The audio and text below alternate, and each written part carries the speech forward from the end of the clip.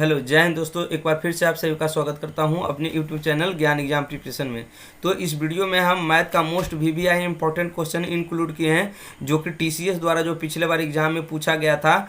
सारे क्वेश्चन को selected question जो भी होता है, सारे क्वेश्चन इसमें सिलेक्टेड लिए गए हैं और सारा आपका ऑनलाइन का ओरिजिनल क्वेश्चन पेपर है।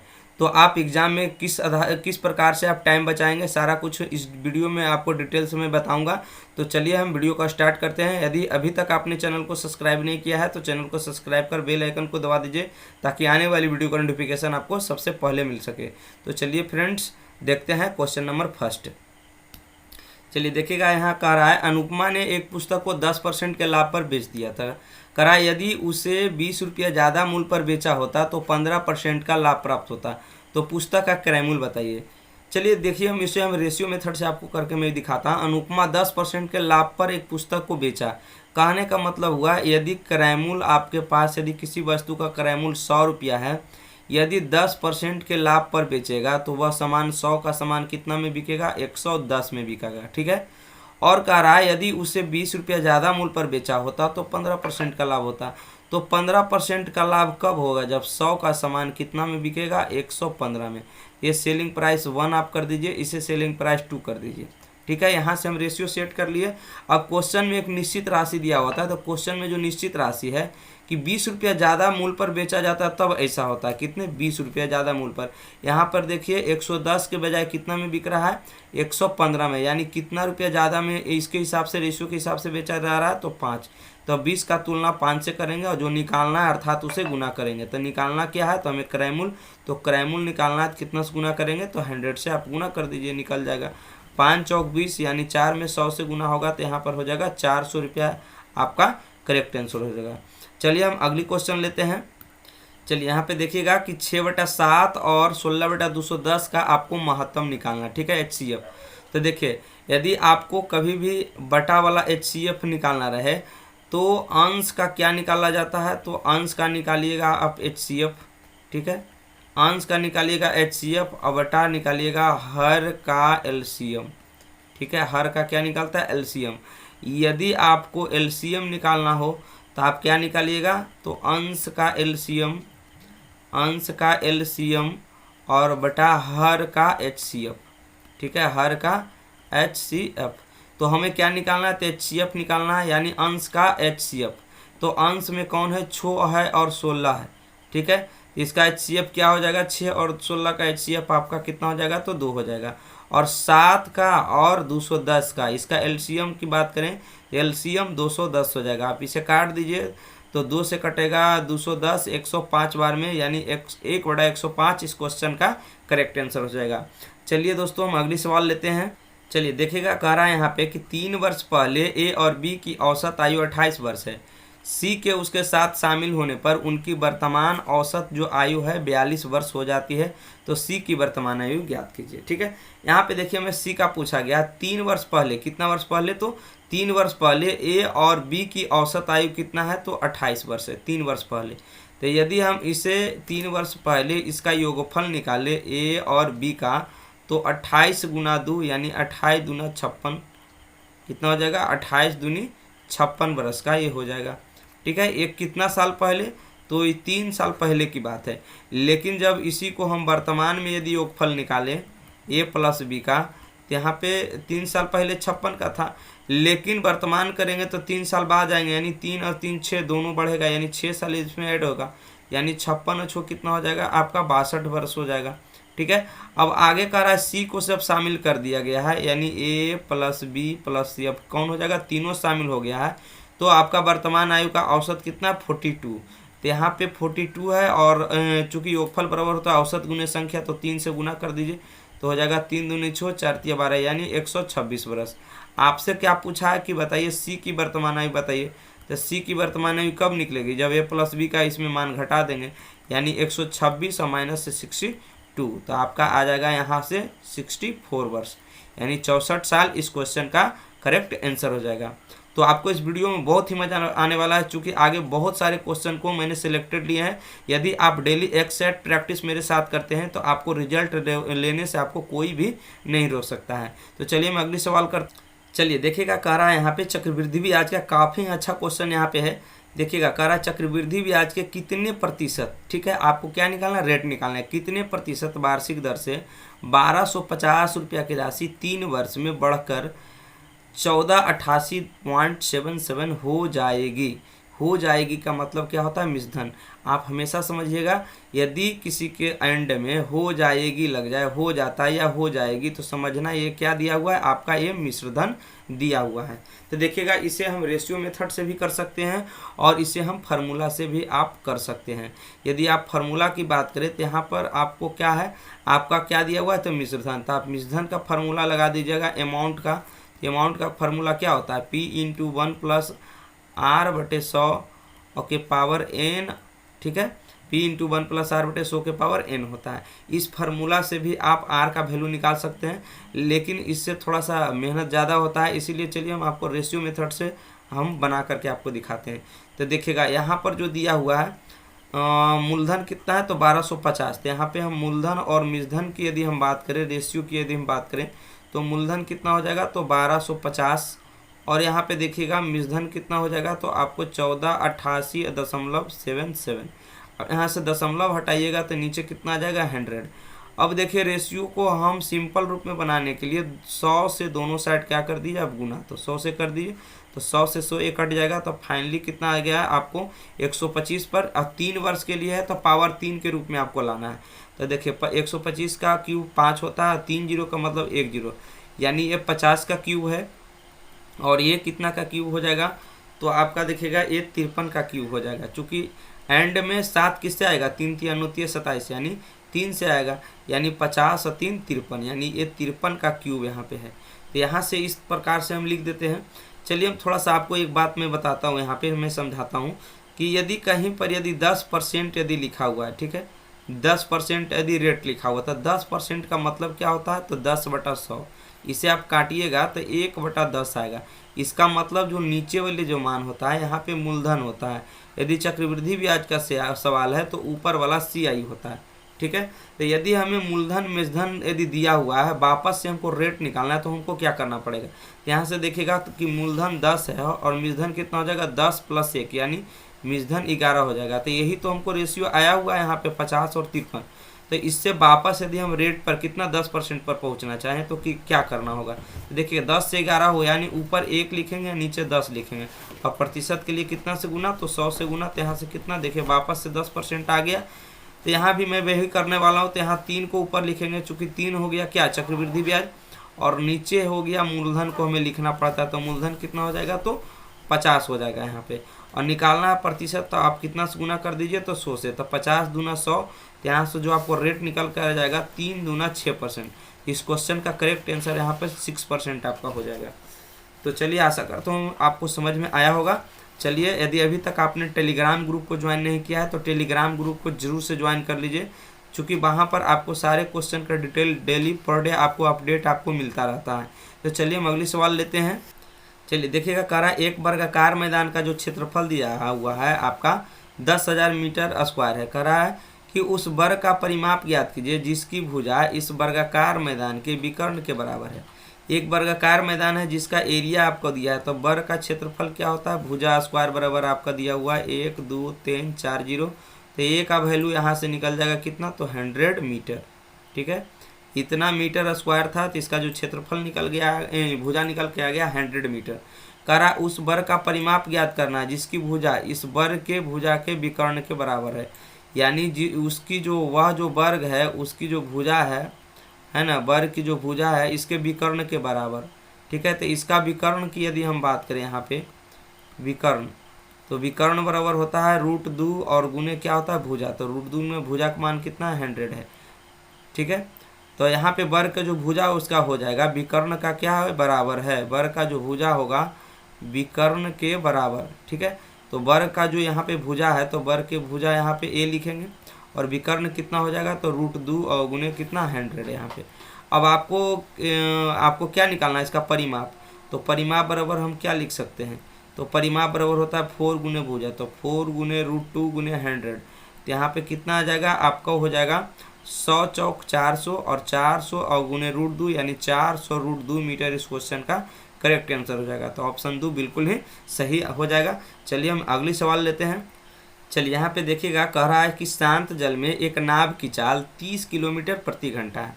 आप सवाल को बनाने से पहले आराम से आप पढ़िए और दिमाग लगाइए कि किस आधार पर बनाएंगे तो जल्दी आंसर होगा, ठीक है। तो यहाँ पर कह रहा है एक शांत जल में नाव की चाल 30 किलोमीटर प्रति घंटा और धारा की चाल जो आपको दिया है 6 किलोमीटर प्रति घंटा।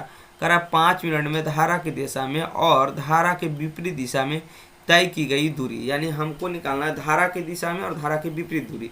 तो यहाँ पे देखिएगा, यदि धारा के साथ चाल की बात करें तो यहाँ पे x प्लस वाई की धारा के साथ चाल को क्या बोलते हैं, नाव के चाल को x, धारा का चाल को y, यानी x प्लस वाई की बात करें तो सेम डायरेक्शन के लिए दोनों का चाल ऐड होता है, यानी 30 किलोमीटर और प्लस 6 किलोमीटर, यानी x प्लस वाई का मान हो जाएगा 36 किलोमीटर प्रति घंटा।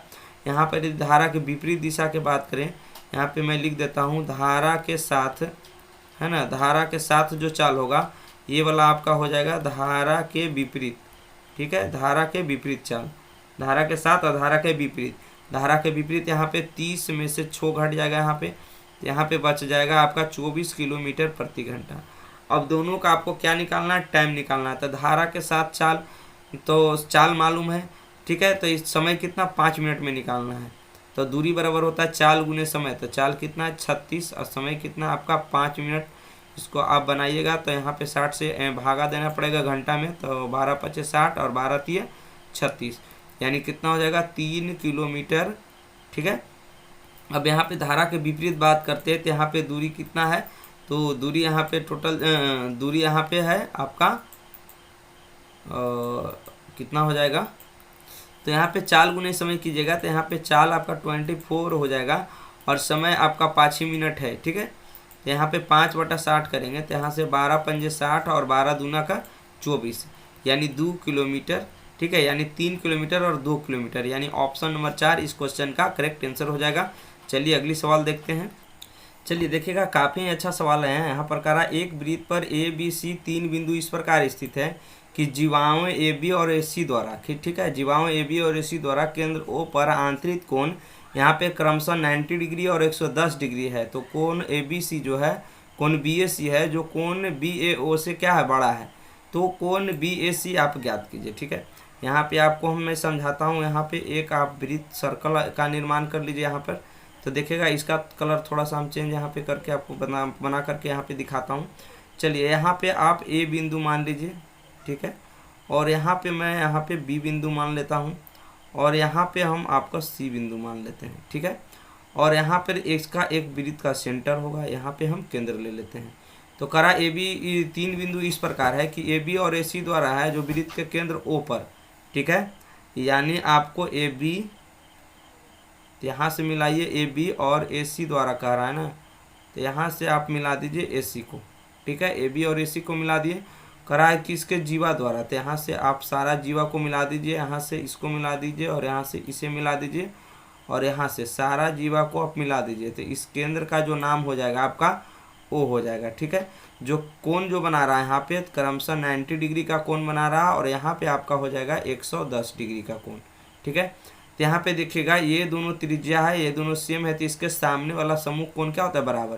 तो ये 90 है, तो ये त्रिभुज की यदि हम बात करें, त्रिभुज ABO की हम बात करें, तो यहाँ पे देखिएगा यहाँ पे दो समूह कोण बराबर है, यानी तीनों को जोड़ के 180, तो 90 है, तो 90 में यहाँ पे हो जाएगा आपका 45 डिग्री और यहाँ पे भी आपका हो जाएगा 45 डिग्री और यहाँ पे 110 है। ठीक इसी तरह से ये त्रिज्या बराबर इसके समूह कोण बराबर, तो 110 डिग्री पहले से ऑलरेडी है, यानी 180 होने के लिए कितना घट रहा है, 70। तो 70 में ये कोण आपका 35 हो जाएगा, ये वाला भी कोण आपका कितना हो जाएगा, तो 35 हो जाएगा।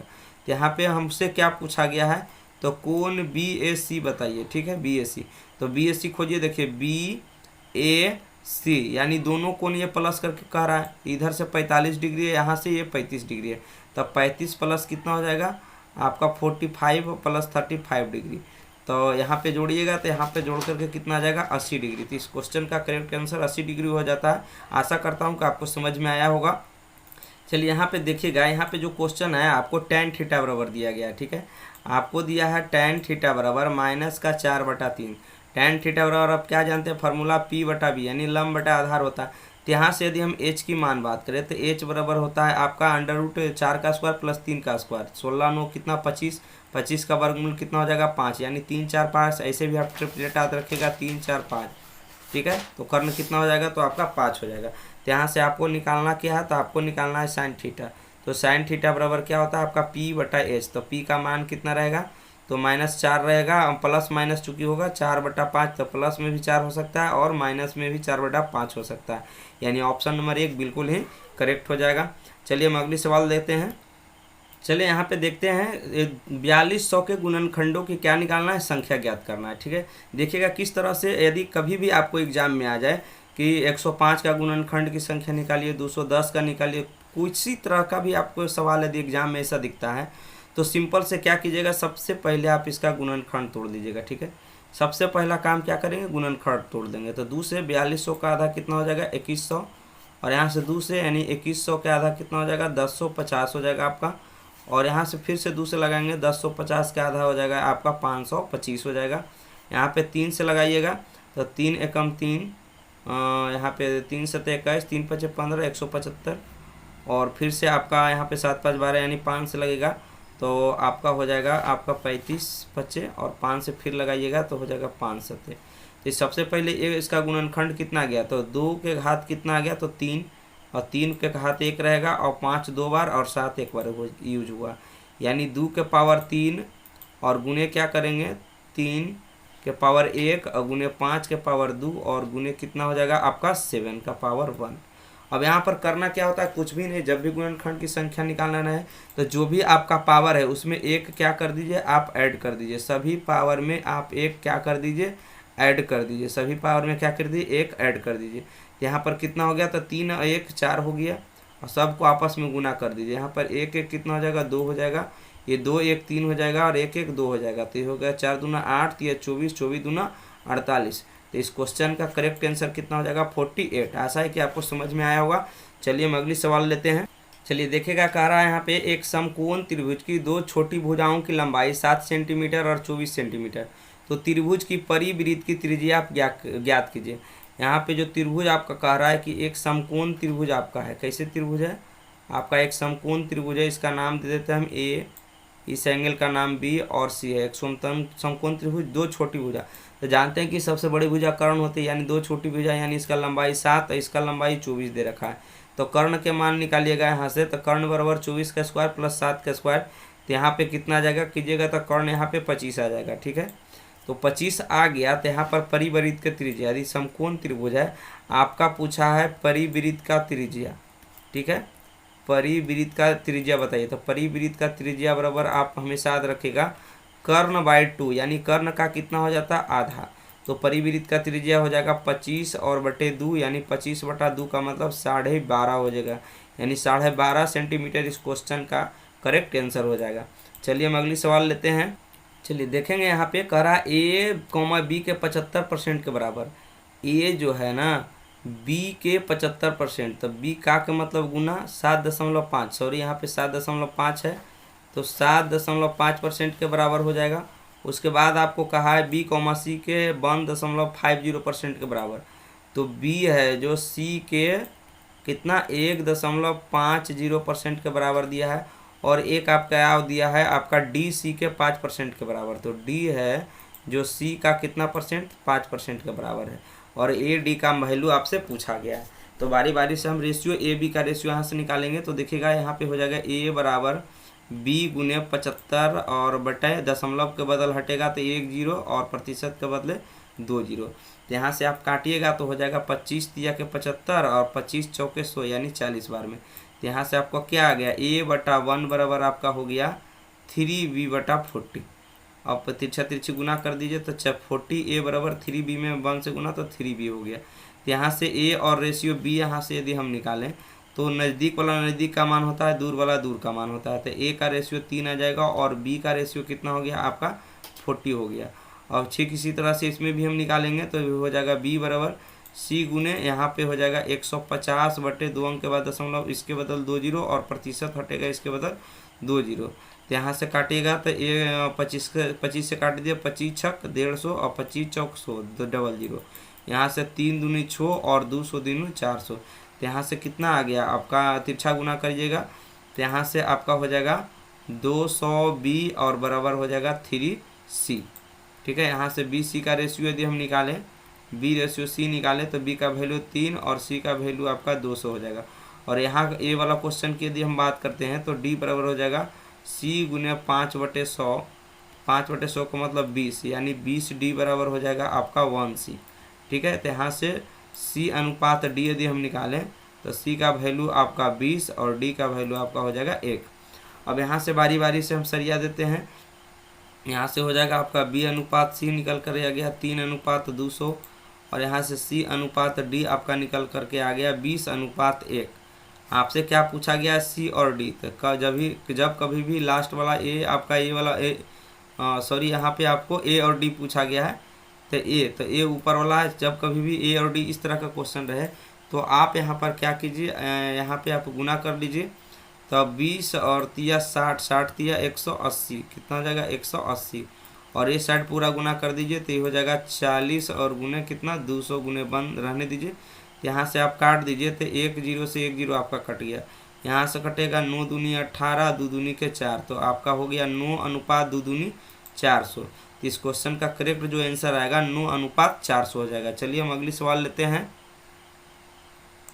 चलिए यहाँ पे देखिए, कह रहा ए एक काम का 1/3 भाग, ठीक है, 5 दिन में पूरा कर सकता है। ठीक है, बी उसी काम का 2/5 भाग को 10 दिन में पूरा कर सकता है। तो आपको बताना है ए और बी दोनों मिलकर इस काम को कितने दिनों में पूरा कर सकते हैं। तो सबसे पहले देखिएगा बटा को आपको हटाना पड़ेगा। ए जो है ना किसी काम का 1/3 भाग को कर रहा है कितने दिनों में, तो 5 दिनों में। ठीक है, तो यहाँ से आपको क्या करना होता है कि यहाँ से देखिए चूकी वाला नियम आप पढ़ेंगे। चूंकि ए किसी काम को है ना एक भाग काम को कर रहा है कितने दिनों में, यहाँ पे जो है 1/3 भाग। ठीक है, 1/3 भाग को कर रहा है कितने दिनों, तो 5 दिनों में। यदि इसका हम टोटल ए को इसी काम का टोटल एक भाग यदि निकालें तो ये हो जाएगा 5/1/3, जो कि यहाँ से हल करें तो यदि 5/1 3 चला जाएगा ऊपर, यानी 5 या 15। आप सिंपल समझिए, इतना आपको कुछ भी नहीं करना, मैं आपको सिर्फ समझा रहा था। यहाँ पर देखिएगा ए किसी काम के कितना 1/3 भाग को कर रहा है यहाँ पे 5 दिन में। यदि पूरा भाग के काम करे तो इसमें से भागा दीजिएगा, नीचे वाला से गुना, 1 में 5 से भागा तो 5 या 5 या 15 दिन लगेगा। ठीक है, ठीक उसी तरह से बी का यदि निकालें तो बी है का है 2/5 भाग 10 दिन में, तो यहाँ पे लिखेगा 2/5 भाग 10 दिन में।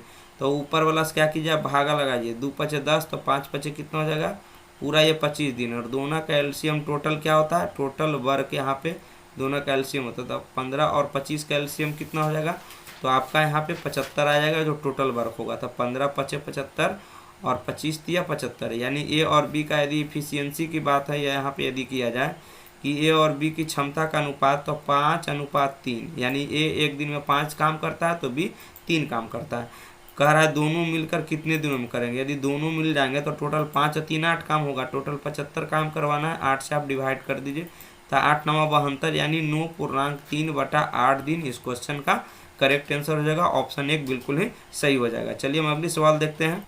चलिए यहाँ पर देखिएगा, करा एक समकोण त्रिभुज के समकोण बनाने वाली 2 आसन भुजा की लंबाई 8-15 सेंटीमीटर दिया हुआ था। इसके कर्ण की लंबाई ज्ञात कीजिए। देखिए एग्जाम हॉल में बहुत सारे क्वेश्चन है जो आपको देख के आपको रैंक करके आपको निकलना पड़ेगा, और बहुत सारे 5 से 6 सवाल ऐसे होते हैं जब आपको टाइम टेकिंग लगाते हैं। तो ये सभी प्रश्न में आपको दिमाग नहीं लगाना है। 8-15 कर्ण पूछा है तो आपका 8-15 17 आपका ट्रिपलेट याद रखना है। चलिए हम अगली सवाल लेते। चलिए देखिएगा, कह रहा है एक आयत का परिमाप ज्ञात कीजिए जिसकी लंबाई चौड़ाई से 5 सेंटीमीटर अधिक है, तो एक परिमाप का मान उसके क्षेत्रफल के मान के 1/3 के बराबर है। आयत का परिमाप ज्ञात करना जिसकी लंबाई जो रहेगा आपका, जिसकी लंबाई चौड़ाई से 5 मीटर अधिक है। ठीक है, तो जिसकी जो लंबाई है आपका चौड़ाई का मतलब ब्रेथ, लंबाई चौड़ाई से 5 अधिक, यानी इसको यदि हम यहाँ पे x माने तो इसका हो जाएगा लंबाई x + 5 मीटर, चूँकि इससे अधिक है। और अगली जो कहा है कि इसका परिमाप क्षेत्रफल के बराबर है, तो इसका जो परिमाप रहेगा पेरीमीटर है जो इसके क्षेत्रफल यानी एरिया का है ना 1/3 के बराबर, यानी 1/3 के बराबर। तो यहाँ पे कुछ नहीं तो पेरीमीटर बटा 1 हो जाएगा, यहाँ पे हो जाएगा एरिया और बटे में कितना 3, तिरछा गुना करिए तो 3p = 1 एरिया हो जाएगा। ठीक है, तो यहाँ से नज़दीक का मान नज़दीक के लिए, दूर का मान दूर के लिए। तो पेरीमीटर का मान कितना हो गया 1, और एरिया का मान यदि हम बोले यहाँ से, तो एरिया का मान आपका 3 हो गया। ठीक है, तो यहाँ से जो आपको निकालना था कि बताइए यहाँ पे, चलिए देखिएगा यहाँ पर हम इस तरह से भी हम बना सकते हैं। यदि इस रेशियो मेथड से भी यदि बनाइएगा तो ये आपका यहाँ पे सक्सेस नहीं हो पाएगा। चलिए देखिए, यदि एक से भी आप यदि बनाते हैं तो आपको बहुत लंबा चौड़ा इसमें प्रोसेस करना पड़ेगा। और क्या करना पड़ेगा देखिएगा, करा है कि यहाँ पर जो इसका जो आयत का जो है परिमाप है उसके क्षेत्रफल के 1/3। तो आयत का परिमाप क्या होता है 2 × l + b। इसे आप जोड़िएगा x + 5 + x, 2 × l + b, यानी परिमाप जो इसका क्षेत्रफल कीजिएगा तो x + 5 × x कीजिएगा, इसका 1/3। तो 3 से इसमें गुना करेंगे तो क्या होगा, बात बराबर। तो यहाँ से बनाइएगा तो यहाँ से भी आपको क्वाड्रेटिक इक्वेशन आएगा जो कि काफ़ी लंबा जाएगा। यदि आप एग्जाम के नज़रिए से बनाइए तो मेरे हिसाब से आप ऑप्शन सीधे करिए तो इससे ज़्यादा अच्छा होगा। तो देखिएगा, यदि हम ऑप्शन में क्या आपको पूछा गया है, आयत का परिमाप, यानी आयत का परिमाप ऑप्शन में हमें दिया गया है। तो यदि हम परिमाप की बात करें तो यदि हम पहला ऑप्शन से भी यदि ले, यदि हम परिमाप को 50 मान ले, ठीक है, कितना मान ले, परिमाप को 50, तो इसका जो क्षेत्रफल हो जाएगा कितना हो जाएगा, तो परिमाप क्षेत्रफल का 1/3 यानी 3 से गुना, यानी इसका 3 गुना है, यानी क्षेत्रफल इसका कितना हो जाएगा 150। तब इसका 1/3 निकालेंगे तो कितना आएगा 50। अब यहाँ से क्वेश्चन को हम सत्यापित करते हैं। ठीक है, तो यहाँ से देखिएगा, यदि परिमाप को हम लिखें तो 2 × l + b होता है बराबर 50 दिया हुआ है। तो यहाँ से काटिएगा तो आपको 25 दूनी 50, यानी l + b का वैल्यू की बात करें तो यहाँ से 25 आएगा। यदि क्षेत्रफल की बात करें तो l × b का मान आपका कितना है 150। तो दो ऐसा मान आप सोचिए जिसको जोड़ने पर 25 और यहाँ पे 150 आना चाहिए। तो ऐसा मान हम सोच सकते हैं 15 और 10 को, 15 × 10 करेंगे 150 और 15 10 जोड़ेंगे 25। यहाँ पर 10 ज़्यादा भी हो जाएगा, चूँकि लंबाई कितना था, तो यदि लंबाई को 10 ले ले और यहाँ पे चौड़ाई को 10 और लंबाई को 15 ले ले तो ये भी फुलफिल कर रहा है। यहाँ पे सारा कुछ कंडीशन फुलफिल हो रहा है, इसका मतलब 50 मीटर इस क्वेश्चन का करेक्ट आंसर हो जाएगा। चलिए हम अगली सवाल लेते हैं। चलिए देखिए, कह रहा है एक आदमी 600 मीटर लंबी है जो गली को 24 मिनट में पार कर सकता है, तो उसकी चाल किलोमीटर प्रति घंटा में बताइए। तो चाल बराबर क्या आप जानते हैं, तो चाल बराबर क्या होता है, तो चाल बराबर होता है यहाँ पे दूरी और बटा में क्या होता है, दूरी और बटा समय होता है। तो चाल बराबर स्पीड बराबर हमें निकाल देते हैं। दूरी कितना दिया हुआ है, तो आपको 600 मीटर दिया हुआ है, तो 600 ऊपर लिखेंगे और बटे समय 24 को नीचे लिखेंगे। तो यहाँ से चाल निकलेगा, और जो चाल है इसे हमें मीटर प्रति सेकंड में निकलेगा, इसको किलोमीटर में गणना है तो 18/5 से गुना करना पड़ेगा। तो इसको काटिएगा तो यहाँ से आप 6 से काट दीजिए, 6 × 24 और 6 × 18 कटेगा। ठीक है, और यहाँ से काट दीजिए 5 से, तो 5 से 12 × 5 = 60 यानी 120, और 4 से काटिए तो 4 × 12 यानी 30 बार में, 30 बार में यहाँ पे कट जाएगा। चलिए देखिएगा, यहाँ पर जो है, यहाँ पे मिनट है, आपको सेकेंड में चेंज करना पड़ेगा। ठीक है, यहाँ पर थोड़ा सा देखिएगा, यहाँ पे इस तरह से हमें करना होगा। यहाँ पे देखिएगा, ऐसे ही क्वेश्चन में लोग यहाँ पे मिस्टेक करते हैं। 600 और बटे कितना 24, तो इसको हम सेकेंड में बनाने के लिए मिनट को 60 से भाग लगाएंगे, तो 60 कहाँ चला जाएगा, आपका ऊपर ही चला जाएगा, और यहाँ पे गुना कर देंगे हम 18/5 से। ठीक है, 18/5 से गुना करेंगे, तो यहाँ पे आप काटिएगा तो कितना हो जाएगा